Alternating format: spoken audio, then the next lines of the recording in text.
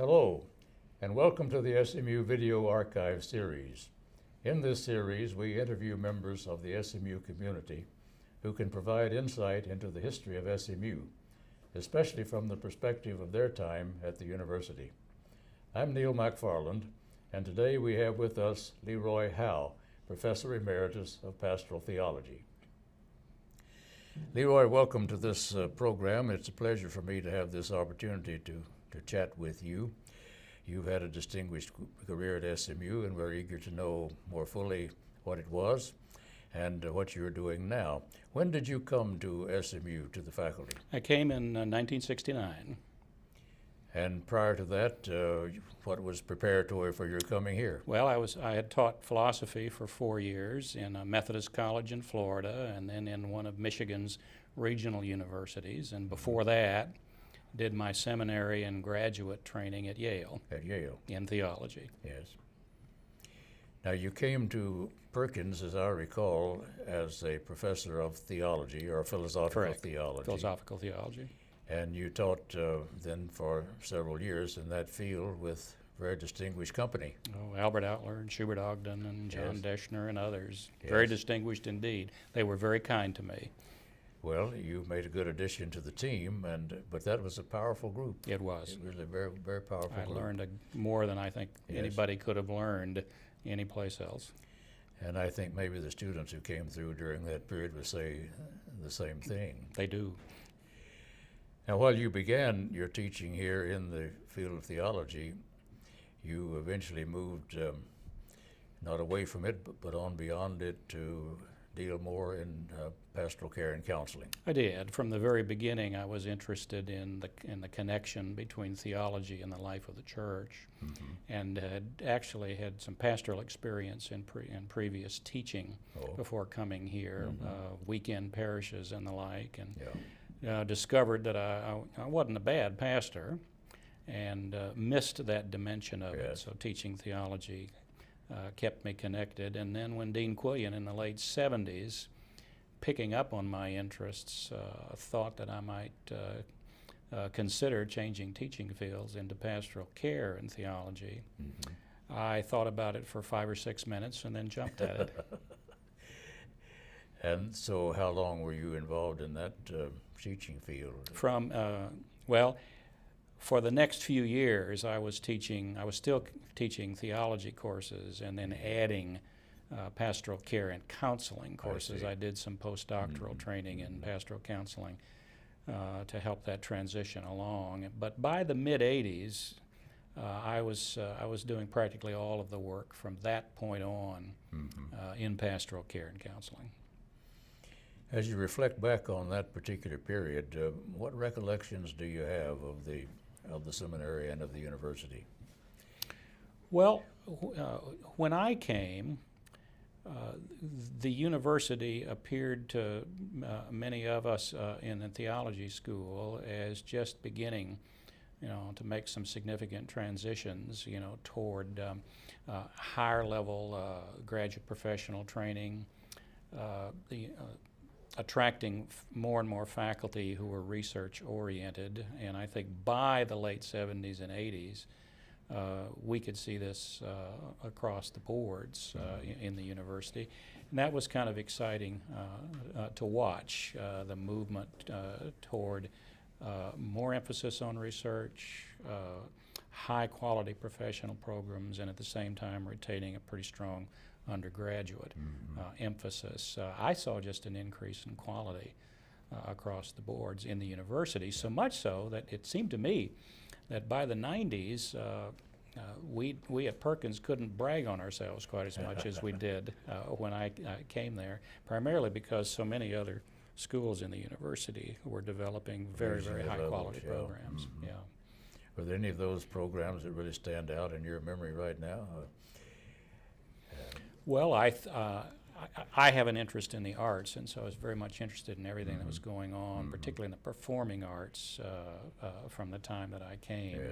I saw such improvements there when our daughter in the mid-'80s was interested in performing arts, and I took her around to various schools. I remember sitting in the office of the chair of the Yale department of undergraduate studies in theater, listening to her and then stopping her in about 10 minutes and said, you know, Jennifer, you really ought to go back, stay at SMU because they have a program that's better than ours. Yeah. That's the kind of thing that I was seeing. I thought the business school made some giant leaps forward in the 80s as well. Engineering's doing it now. I think the theology school has maintained its quality through the years. Yes, there was a time, though, when it had most of the recognized stars in the university's life. That's right, and when the university drew very heavily, disproportionately heavy on Perkins faculty members for this and that kind of service, and I think that the Perkins faculty pitched in without too many grumbles. They accepted that willingly, I think, they did. And as a matter of fact, I recognize the fact that Joe Quillian encouraged faculty members to be involved in the university. He did. Not to the detriment of their home-based assignments, but he was very encouraging and supporting of that kind of participation. Yeah, Perkins has been an interesting place in that regard. We have regarded ourselves as having heavy responsibilities to the church for the preparation of church leaders, and at the same time we've seen ourselves as the graduate school of theology in the university, and we've tried to maintain that kind of connectedness from the beginning. Seems to me like we've done a pretty good job at that. I think so, and from my perspective, it's really important for a seminary to be related to a university. I do. I think it's too easy for it to get off to itself and be uninvolved in the larger academic enterprise. Right. There are not that many, as you know, university-based theology schools, so it's you cherish the ones that we have. Right.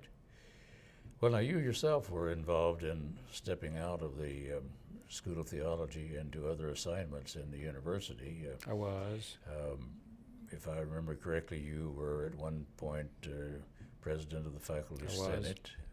What was the date of that?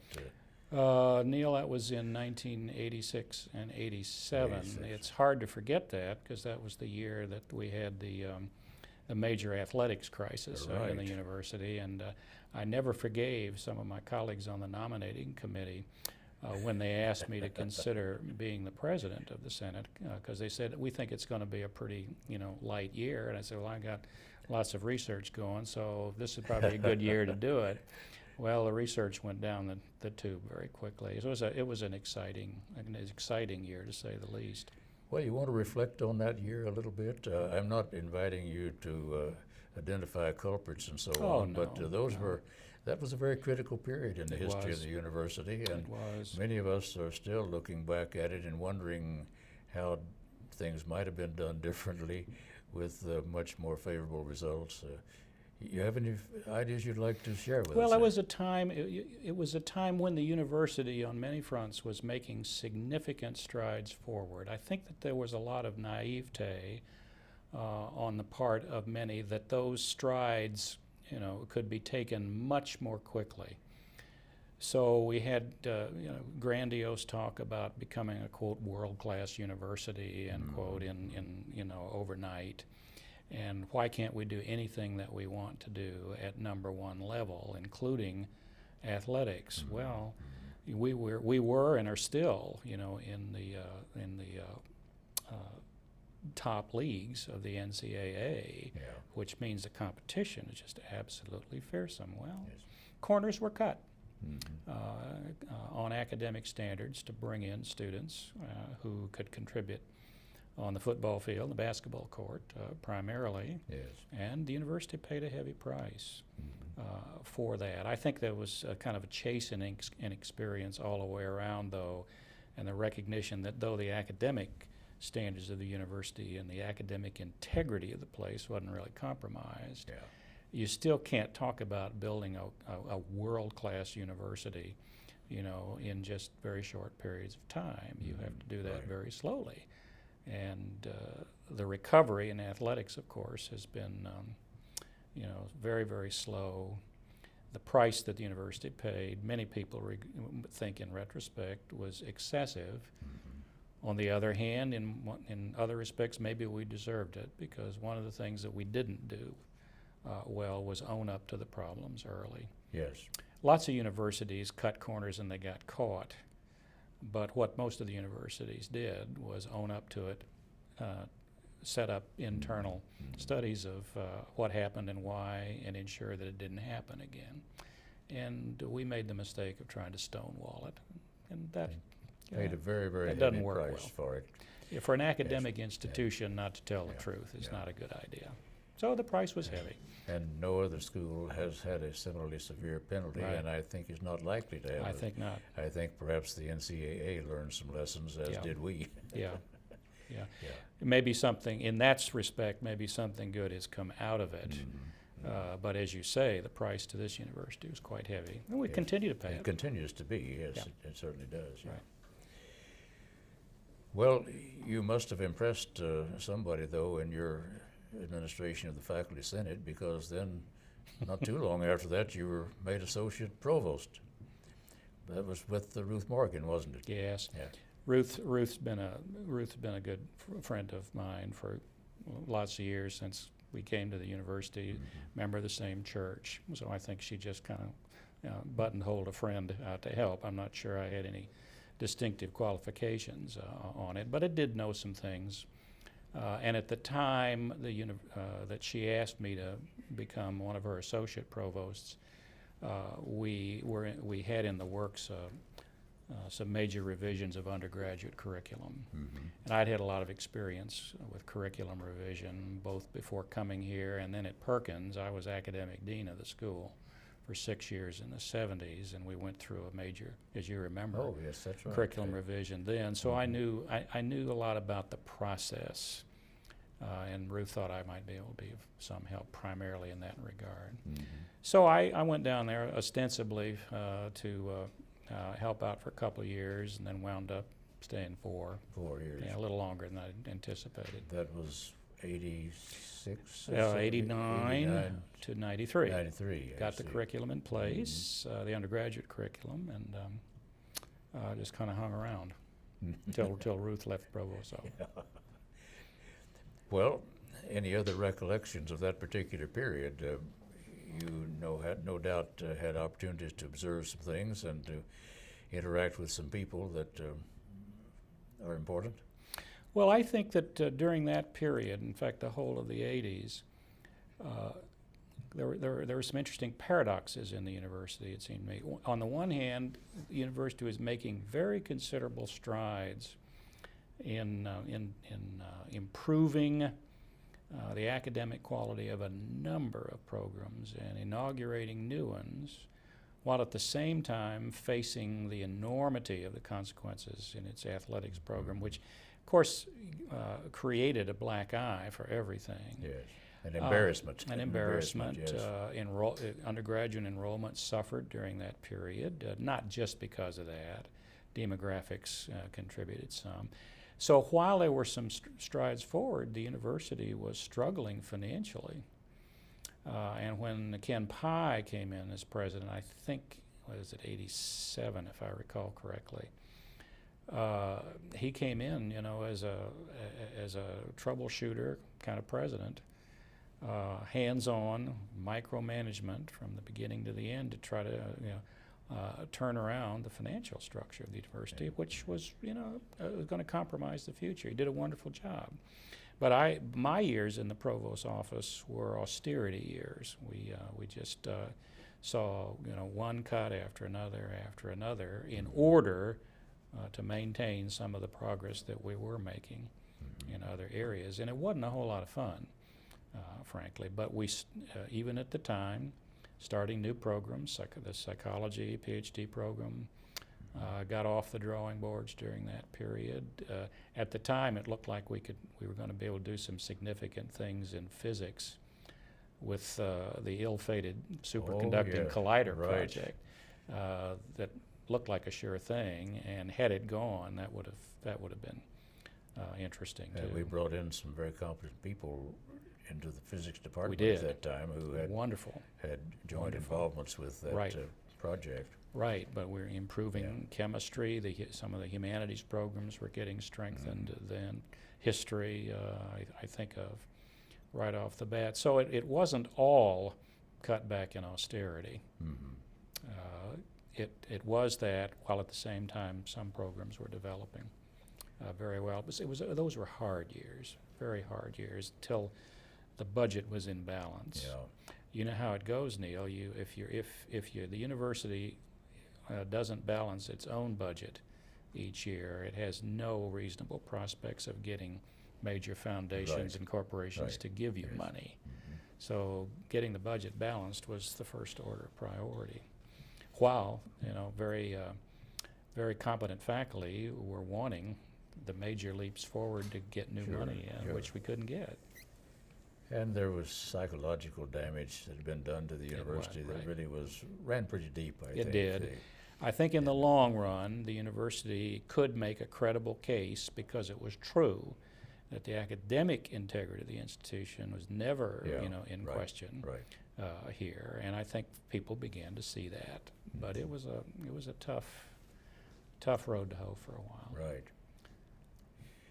Well, then I'd like to have been somewhere else during that period, but I'd like to think maybe I helped a little. As I think back on my own years in the provost job, there were times when I would like to have been somewhere else too. Right. Administrative jobs generally are not fun. No.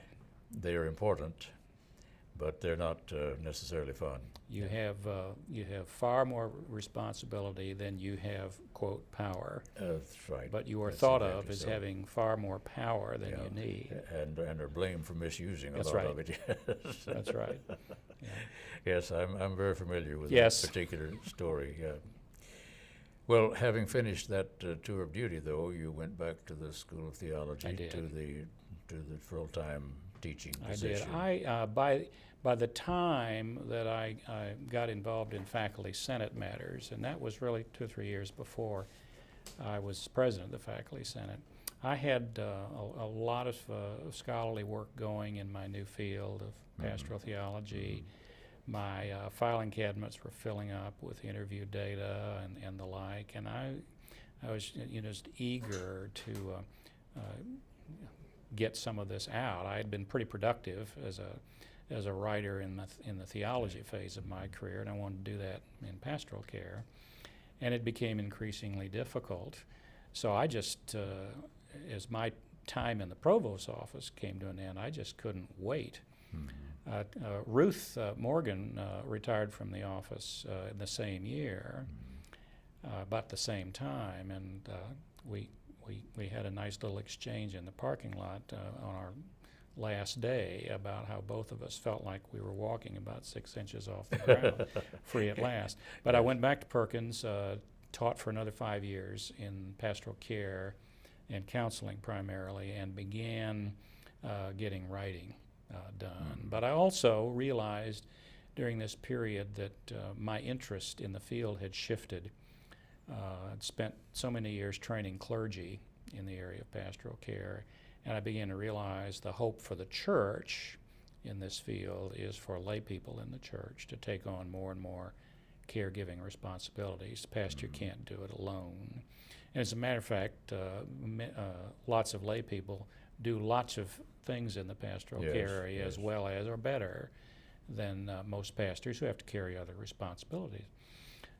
And that interest in working with laity just got down deeper and deeper, and I started reading and writing in that area, and decided that I was so interested in it that I wanted to retire a little early from the university in order to spend the last years of productive ministry, however many there are, doing that.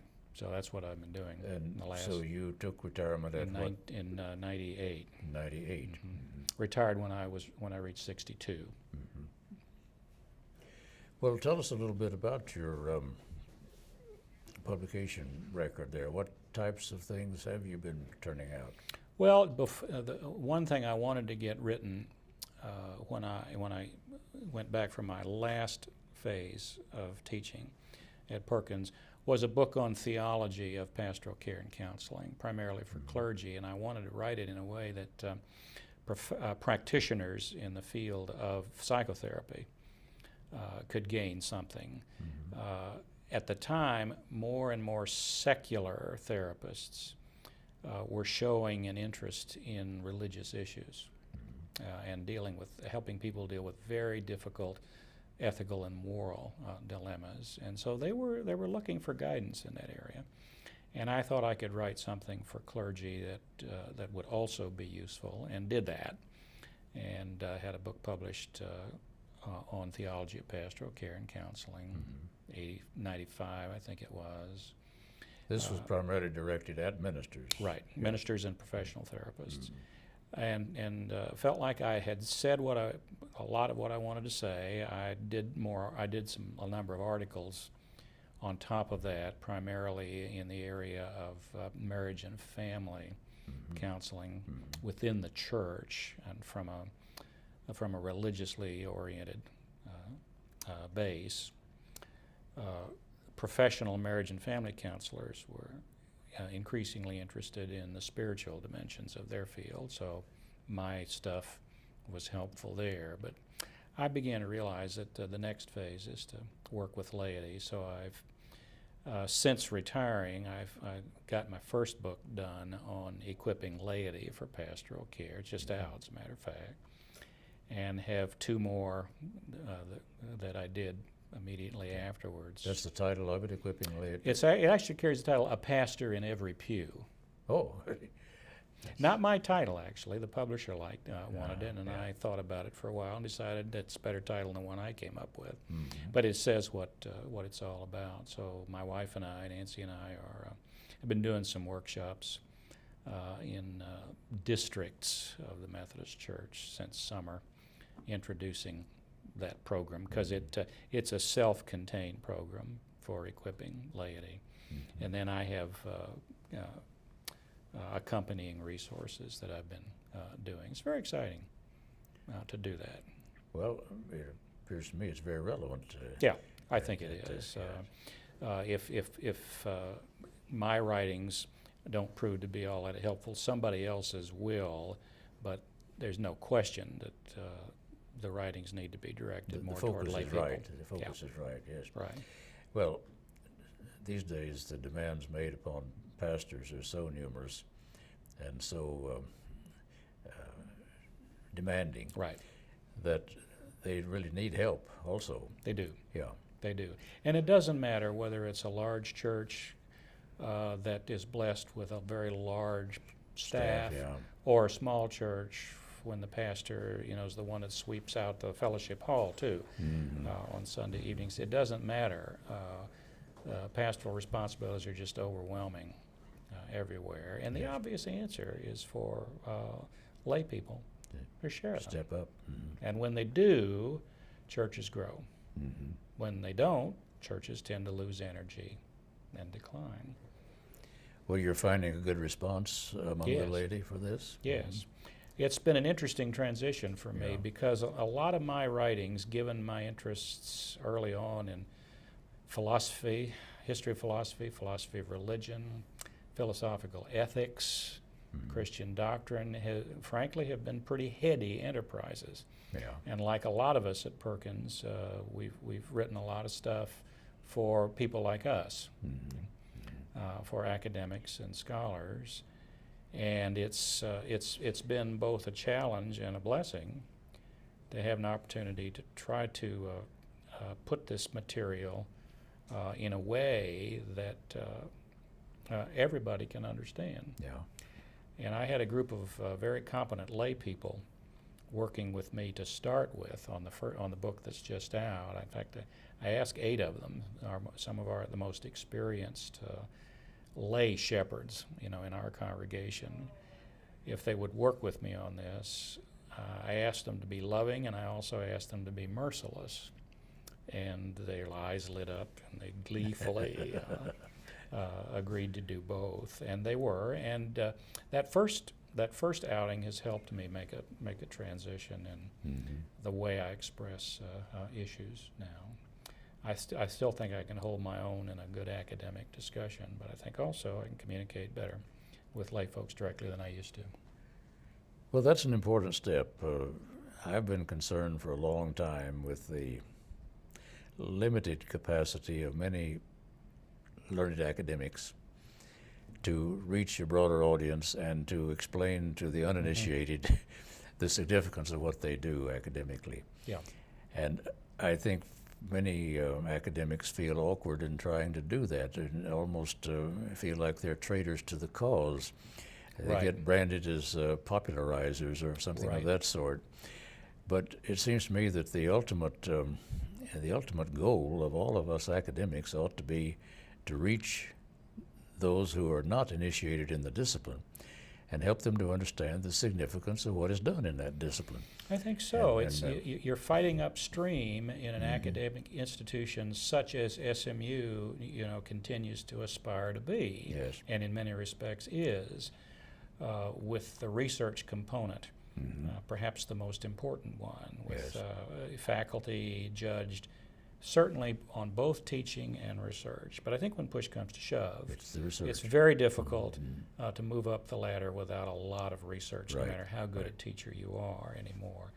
And that's okay in some fields, but in mine, and I think in yours as a fellow Perkins faculty member, there's another dimension that could be missing out Yes. there. And you're not rewarded so much when you try to think about how to integrate a lot of different bodies of knowledge in a meaningful way that is applicable to people's lives. Yes. Lots of academics bristle at the thought that they ought to, God forbid, make anything applicable. Yes, But right. that's where I think the value of the knowledge really is. Well, I discovered pretty early on at Perkins that I was really interested in that. One of the things that was exciting about Perkins to me, and we haven't talked about this yet, is what I found going on when I got here, the development of what's now become an internship program. Yes. That really cuts across the whole of the curriculum. And I think Perkins has done a good job from the beginning trying to integrate the ideals of the practice of ministry theoretically informed at every step of the way. And I think most people would say that there probably still is not a program of education in the practice of ministry in any seminary that is still equal to Perkins. We've done very, very well on that. Well, the notion of internship affecting the way we offer all of our courses strikes me as something that was a real strength of Perkins. Yes. It still is. You don't have this division that you see in a lot of places between the theoretical types over here and the practitioners over here. And I noticed that from the start. There's a mutual respect there. Obviously, there's some turf struggle here and there. Well, and also there's been a good deal of experimentation with just how to do this. Right. And A good bit. Yeah, and we've changed our patterns from time to time. And as I understand it, about ready to try to change it again. Is that right? Yeah. Yeah. So But the goal is a worthy goal. it is. Yes, a very worthy goal. It is. Because ultimately the aim is ministry. Right. And in a sense, that also is the ultimate aim, I think, of the whole academy. That is, not ministry in the narrow sense of the church and religion, but a ministry to the larger community, making available to that community the learning that takes place within the academy, but which is relevant to the quality of life outside the academy. Yeah.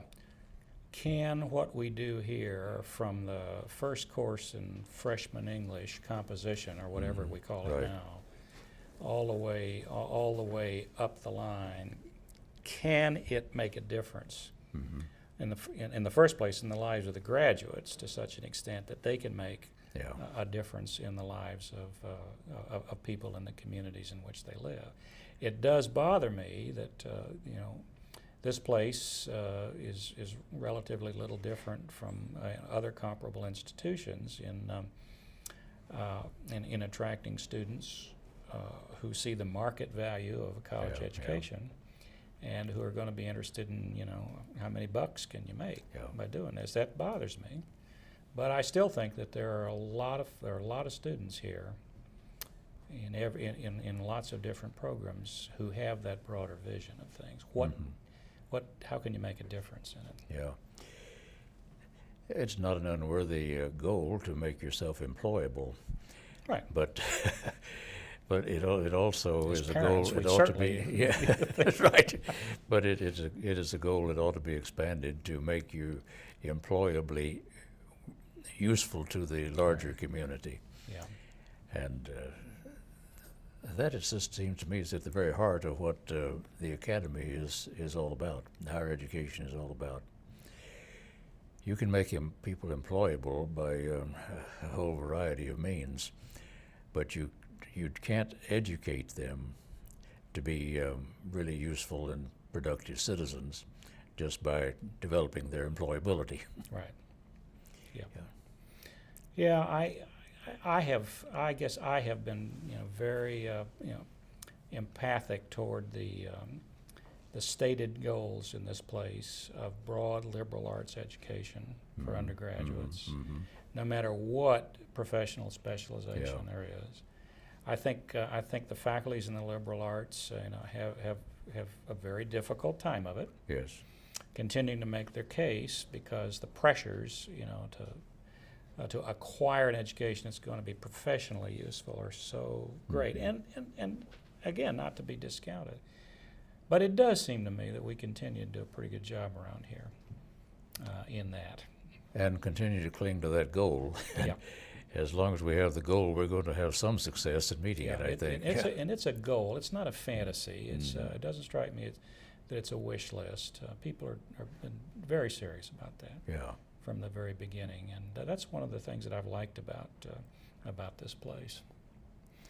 The more I've gotten to know the rest of the university, lots of times in theological schools that are university based, you do spend so much time in your own school that you don't take advantage of the connections. It's good to be in a place like this where you're encouraged, as you pointed out earlier, to do that. Well, there's such a strong tendency in all schools and departments to kind of become insisted. There is. And as a matter of fact, there are many faculty people who really don't know the other faculty in the university. I found it one of the very great advantages to being in the provost office, that I had a chance to meet nearly all the faculty in the university, and all of the faculty coming in to be considered for employment, I had an opportunity to meet at least. And you get a sense of the wholeness of the university that you can never get from simply a position in one of the departments or schools. And I think that changes your perspective on things a lot too, when you begin to see the interrelationships between some things. I used to see what I thought was obvious. Here were people in separate departments, but they had some research interests that were really very much alike. And if they could just get together and find the way to join their efforts and their skills, so much more could be accomplished. Well, I remember fondly being interviewed by you in what must have been sometime in the early spring of 1969. Yeah.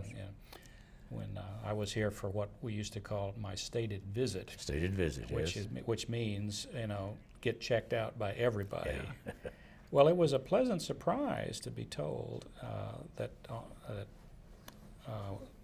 for an hour on that very busy schedule, when I was expected to meet with every faculty member, that I was on the provost schedule, and that was you. And it was terrifying. Well, I was I've got to be in the provost of the university's office. But I got to thinking about that and realizing what that said, that the university's academic leader, takes an interest in every faculty member, because you remember, Neill, when I came in, I was coming in at a very, very junior level. And most did, of course. And of not a whole lot of consequence. The theology school had its heavy hitters, and what I did for several years wasn't going to make a whole lot of difference. And yet, you took the time, and I had a very, very fine visit with you, and got a sense that the academic leader of the university thinks holistically about things. So it wasn't just rhetoric that the theology school talked about itself as involved in the life of the university. Yes. Not at all. That's absolutely so. And of course, it was for me really one of the privileges, I think, of that office is to have the opportunity to meet people who were coming in and to try to help them to see what I perceived, at least, as the real possibilities for building a great university here. And to think about being a citizen of the university. Right. Because I left your office with a sense of marching orders there that you expected and the university expected, that if I were to come, that I needed to think of myself as a member of the university faculty and not just the theology school faculty, without for a moment, compromising the responsibilities that I had. But those two things are not contradictory. No. They're not contradictory, and unfortunately are so often seen as being contradictory. Yeah. I got the message. Yeah. It took me several years to find the time Yeah. to kind of send out the word that I was willing and maybe able to serve here and there. But as you know, once you send out a word like that, it doesn't take too long. It doesn't take for too people long to take you up on it. It's like going into retirement.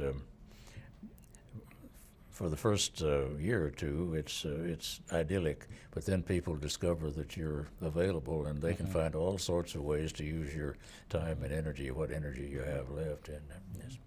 But you also have the freedom to return fewer calls than you used to. Well, that's true. That's true. And to have fewer drop-ins. That's right. That's right. I found one of the things that was so difficult for me in administration, I suspect you had the same experience, was just maintaining control of your day. Yeah. It was awfully hard to establish your own priorities and your own schedule without having some unexpected and unwelcome interruption that had to have some attention, and you couldn't delay it. You had to give attention to it. And it must have gotten steadily more difficult for people in our end of university administration and academic administration as the years have gone by, because so many other schools and departments and divisions have made so many improvements and so many strides forward. There are so many more things to be taken into account. Oh yes, yes. And that means so many things to react to and respond to, and that means it's just much more difficult to find the time to keep a vision of the whole firmly in view. Now you've been, since your retirement, your work base, I guess I might put it that way, has been the First United Methodist Church in Richardson. In Richardson, yes. We joined there in 1973, and the whole family has been very much involved there. I've had wonderful support from the three pastors who have been there, who got me involved in ways that were meaningful to me. I really did miss pastoral work, and so from the very start I had opportunities, first of all through teaching courses, but beyond that others. When I made the change from theology to pastoral care, a lot of my postdoctoral training consisted, of course, of offering counseling under various kinds of supervision. Well, the senior pastor at the church said, "Why don't you do it here, because we need it." And I thought that would be just fine. Figured I'd do that for a couple of years and wound up doing it for 11. So I've been off and on and off the staff there. Now, a lay volunteer. I really have no interest in a staff position. I think I can do more and better work. But for a time you were both teaching in Perkins and working on staff there. Right. I was doing, and by design. That is, Dean Quillian thought that I really needed to do that. He liked the idea of my doing the practical training in the context of the local church rather than, for instance, a social service agency or something like that. Yes. And it fit my needs perfectly. So yeah, I continue to be very active in First Methodist. We've got about 50 lay pastoral care givers who've been trained pretty intensely, and my wife and I and several other people provide leadership for that program. And I've spun off my own stuff from that. It's primarily designed for smaller churches.